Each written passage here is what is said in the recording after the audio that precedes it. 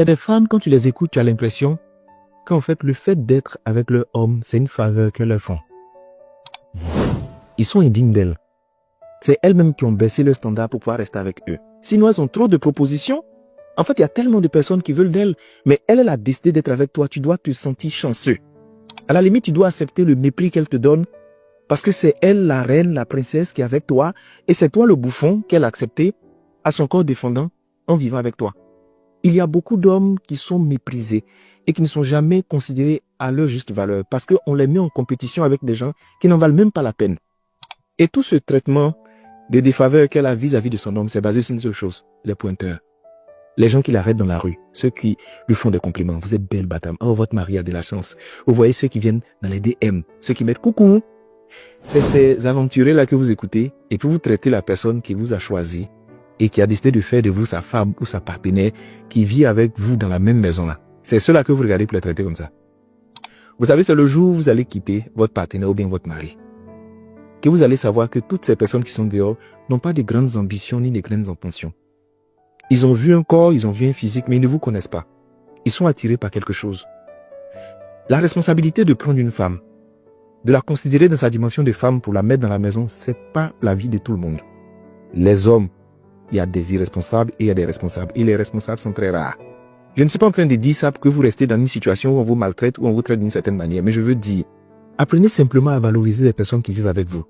Votre homme là n'est pas une ordure. Si vous le traitez comme une ordure, ne soyez pas surprise qu'il vous donne de la merde. C'est-à-dire quand tu entends certaines femmes parler de leur homme, tu as pitié du monsieur parce que c'est rempli de mépris. En fait, elle ne voit que les défauts de la personne. Depuis combien de temps tu vis avec cet homme? Est-ce que tu t'es déjà assise un jour pour lui dire merci, pour le féliciter? Toi qui aimes tellement les compliments, est-ce que tu lui retournes des compliments? Est-ce que tu dis au monsieur qu'il est beau? Est-ce que tu l'encourages? Est-ce que tu le motives? Est-ce que tu crois en lui? Est-ce que tu admires les petits efforts qu'il fait? Parce que pour toi, c'est petit. Oh, tu n'es pas capable de faire ça. Est-ce que tu fais ça? Et après, tu l'entends. Oui, mais je sais même pas qu'est-ce qui se passe. Tu aimes sortir avec tes amis, tu sors pas avec moi. Quand il sort avec ses amis, il a la paix. Tu veux savoir pourquoi il sort pas avec toi? C'est parce que quand il est là-bas, il peut être lui-même.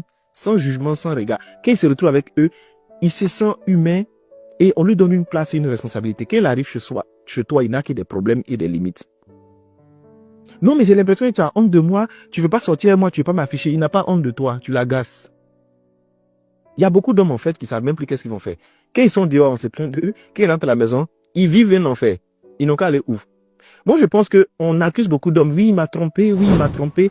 Et sincèrement, je suis contre l'infidélité. Mais il y a des femmes qui méritent qu'on leur soit infidèle. Il y a des femmes. En fait, l'infidélité, c'est juste une réponse à leur mépris et à leur comportement. Elles sont nombreuses, hein, qui ont quitté des hommes en fustigeant les erreurs, les mauvais comportements, qui ont cru qu'elles allaient trouver mieux dans la minute qui suit, et puis elles sont sorties là, et puis 20 mois, on est assis depuis là. Il n'y a pas quelqu'un pour les prendre. Il n'y a pas quelqu'un. Il y a d'autres mecs qui savent qu'elles ont un comportement qui est invivable, mais elles insistent pour qu'on les supporte comme elles sont. Et quand l'homme là ne peut plus les supporter, en fait, c'est lui qui est mauvais. Aucune remise en question. Elle se dit, elle va le remplacer. Sauf que quand elle le remplace, mais elle n'a pas soigné ses blessures, ses traumatismes et ses erreurs, elle repart avec les mêmes choses là-bas et à la fin, elle est convaincue que tous les hommes de la terre sont mauvais. Mais elle, c'est elle seule qui est bien. Je m'adresse aux hommes et surtout aux femmes aussi. Valorisez vos hommes, respectez-les, considérez-les. Souvent, on a besoin de ça. On finit de faire tellement de combats. Souvent, on est tellement stressé. Souvent, on a peur.